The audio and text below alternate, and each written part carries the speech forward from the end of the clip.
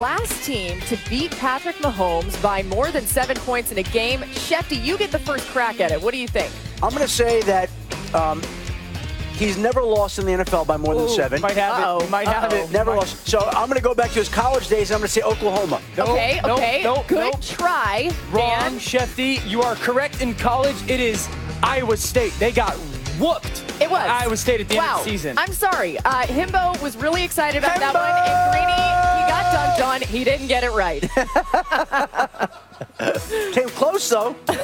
Good guess. That's well done. All right, let's play a little game of if, then. And Ryan Clark, I start with you. If Richard Sherman gets left alone on Tyreek Hill a couple of times, then a couple of times, he's going to make it work. Richard Sherman understands angles. He understands how to play the defense and the ways that he'll be attacked. He will know, okay, maybe not press this situation because it'll get checked to a fade. Now, this isn't something you want to go to time and time again from a man-to-man standpoint, but I know Richard Sherman understands the way that he studies, the way that he approaches the game. He will be fine if left on Tyreek Hill a couple of times. I hear you. Bobby Carpenter, you're next. If Jimmy G has to throw 30 or more passes, then Did you say passes or if they 30 more runs? Passes. I think 30 is the number, but we're looking more at the run situation of this.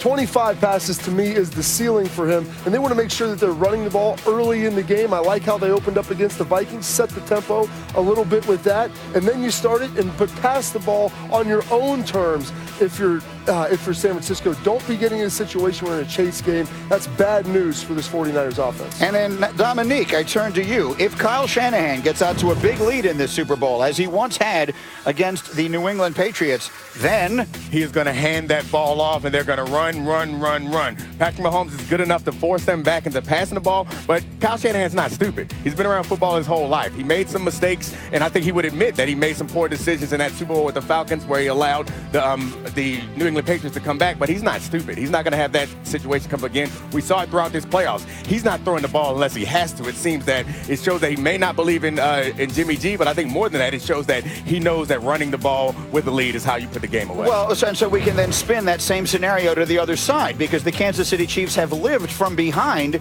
in these playoffs. As we've seen, they have trailed by double digits, and in one case against Houston, far more than just that in this postseason and come back. So, RC, I'll start with you. If the Chiefs go down 10 or more against the 49ers in the first half this time, are they in trouble? They are not in trouble. Listen, when you have a guy like Patrick Mahomes and Andy Reid, they actually have you right where they want you. They want to be in the shootout. Andy Reid doesn't want to be balanced. He wants to say, you know what, Patrick Mahomes, it's in your hands, and we are going to move this ball down the field and score.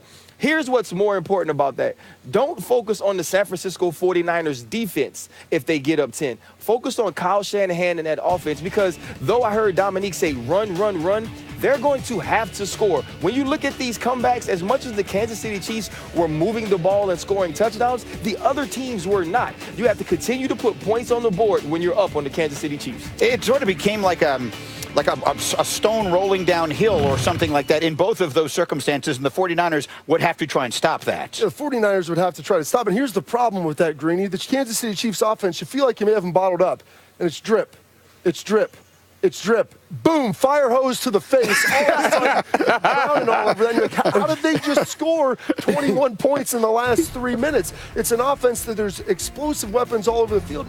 Everybody always says it, it's cliche, but these guys literally can take it the distance every time. And if you're a defensive coordinator, you see Tyreek Hill get the ball, you're holding your breath. You watch Pat Mahomes break contain, you're holding your breath once again. The one thing I'll say, though, Dominique, as much as we respect Mahomes, the 49ers have a genuinely great defense. They have a genuinely great pass rush. If they can just tee off and the Chiefs become one-dimensional, at some point, that has to become a problem. Andy Reid's been coaching football a long time. It's not the first time he's gone up against this. And Patrick Mahomes has played against other good defensive lines. I think they'll find a way to make plays in that situation. It won't be easy, but they will find a way. And to the point you made earlier, Ryan, about them running, I think they can still, if they can run and still score, that's what they want. If they get in a position where they're drop back, if they are run, play action, make a big play, they're fine. But they're just dropping back and trying to make big plays, they're in trouble. Because realistically, and let's try and put something of a number on it, you're not going to beat Kansas City with 24 points. Absolutely right? not. I mean, I don't know what the number is, some 27, 30, 34. Somewhere in that area is what you will have to score to beat them. I mean,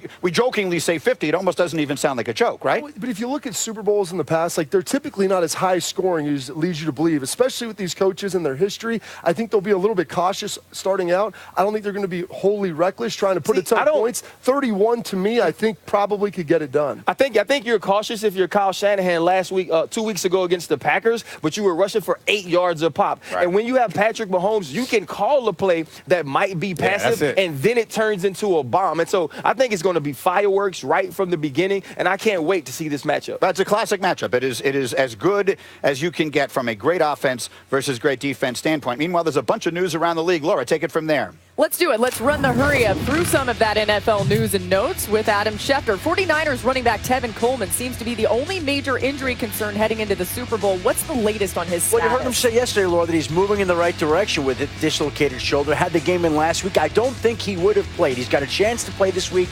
They'll continue to monitor him to see if he can get back out there. And if he can't, they've got Raheem Mostert, they've got Matt Breida, they've got Jeff Wilson. They've got a stable of running backs in San Francisco. As for the Houston Texans, they made it official yesterday. They made Bill O'Brien one of the most powerful men in the NFL, bestowing upon him the title of general manager in addition to head coach.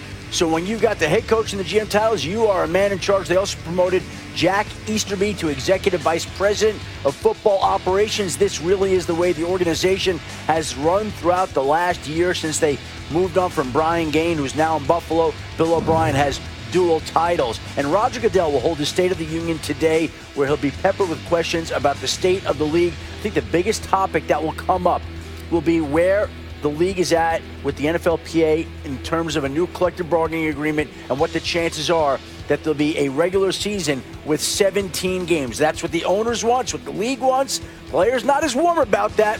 And some people think this is far along. I don't think it's as far along as people think. Meanwhile, some sneaky big news, Shefty. The Patriots announced that offensive line coach Dante Scarnecchia is retiring. Scarnecchia was the NFL's longest tenured coach with one team, having spent 34 of his 36 years in the league with the Patriots. How big a deal is his retirement? One of the greatest assistant coaches, not offensive line coaches, one of the greatest assistant coaches in NFL history. And when he was in retirement in recent seasons for 1 year, that was when the Patriots struggled to control the pass rush of the Denver Broncos. Without Dante Scarnecchia, that is a major blow to the Patriots' run game. It's a major blow to the protection of the quarterback. And we'll say it again, we don't know who's going to be playing quarterback. And so when Tom Brady goes through his checklist of items about New England, I don't think Dante Scarnecchia is in the top 10, but I do think it's on the list because the offense is not as good without Dante Scarnecchia. This loss of Dante Scarnecchia is just as big as the loss of Rob Gronkowski last season because of the impact that Shefty's talking about. When we reference that Broncos game, it's not like they went out and said, we got to get better players. We got to go fix something. They went and said, we have to go get Dante Scarnecchia back because he is that good of a coach. The loss of Rob Gronkowski really hurt this football team, and it was impactful. The loss of Dante Scarnecchia is just as big as the loss of the Hall of Fame tight end because of everything he gets tied together, because he gets all five of those guys to understand how every play is so different, how to get them tied to performing at their very best, how they gets those guys to understand their job is to keep the quarterback upright at all costs. And so this loss is massive. And to Shefty's point, it's gonna factor into Tom Brady's decision. First, can I do something before? Yeah. Yes. So good to see you. He's going to give Shefty a hug. This had to happen. You see, guys, it was a love affair last season. Y'all kept us apart all year long. I I know. think you actually messed your mic up during Look that at time. Shefty hand on my Fix that stomach. for It you. feels Okay. good. It's very That's nice. where your tie is. What do you think about Scarnecchia? To that point, I think we cover college. It's just like Brent Venables at Clemson. Who's the next guy that can pass the message of the head coach as well as the head coach can? And you need that continuity within the organization or a team. And that's what you're talking about with Dante Scarnecchia. I saw Damian Woody send a tribute out to him. So not only was he a great coach, he impacted players. And that's one of the biggest jobs I think a coach has. So to try to replace him from a football standpoint, there are smart guys out there. There are guys that can get this thing done. But when you start talking about continuity, a familiar face, a guy that you know what you're going to get every day, that's what players respect. That'll be the hardest thing to replace. I'm not sure if everyone saw this. Joe Montana told NFL media earlier this week that if he were to give advice to Tom Brady, he would tell him, quote, don't leave if you don't have to. Bear in mind, Montana left San Francisco to go to Kansas City, both teams in this game. Where, if anywhere, do we stand as far as Brady's decision is concerned as we move closer to a time? This thing has got to be no longer than 6 weeks away from a decision being made. I would just say this. It's interesting because if you go look right now, right, at what's happened here in the last couple months, you've heard Drew Brees come out and say, I'm only going to play in New Orleans or I'm not going to play at all. Right. Do you hear that message from Tom Brady at all? Certainly not. You hear, I'm open-minded. You hear the league is waiting to take aim at Tom Brady. I think there are going to be a lot of suitors for Tom Brady. And so it's just building and building and building. And I think it's leading to a point where, again, Robert Kraft is going to have a say in this, and he's going to try to persuade Tom Brady to stay in New England. But that is not going to be a simple goal to accomplish. Here's my thing. I said this a couple weeks ago. There's more for him. There's more kind of variables or evidence for him not to go back to New England than there is to go back to New England. I said, what does New England do between now and the middle of March to prove to Tom Brady that last year will not repeat itself? And now another domino falls with Scarnecchia leaving. I don't think there's any chance now that Tom Brady goes back to New England. And you're saying what they're going to do between now and the middle of March. And guess what? He's not waiting. They're not waiting until the middle of March to get an answer from Tom Brady. They're going to have to know before. They're not going to go into free agency. And if Tom Brady say, well, I'm going to go tour, and they're going to wait on his decision and then figure out what they're doing at quarterback on March 20th.